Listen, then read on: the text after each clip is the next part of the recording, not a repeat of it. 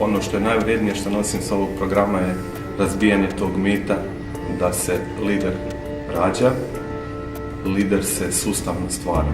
I ovaj program nam je dao sjajne alate da radimo na tom našem liderstvu, kako u privatnom životu, tako i u poslovnom svijetu. Ono što je meni osobno uz to vrijedno je to što si i meni i ostalima pomogao u tome da spoznamo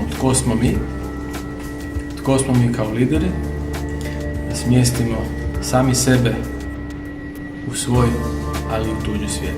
Ono što je za mene osobno najvrijednije je da sam naučila koje su moje mane, koje su moje vrline i na koji način najbolje mane pretvoriti u svoje vrline. Naučila sam na kojim stvarima moram poraditi i kako mogu zapravo svoj odnos sa drugim ljudima poboljšati, da li je to u privatnom smislu ili je to odnos sa mojim podređenim. Pa najvrednije zapravo je iskustvo koje sam podijelio sa kolegama i osjećaj tih kolega i poznanstvo koje sam dobio s tim kolegama.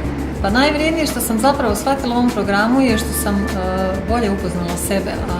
Mislim da biti dobar lider znači i dobro poznavati sebe da bi mogao zapravo voditi druge.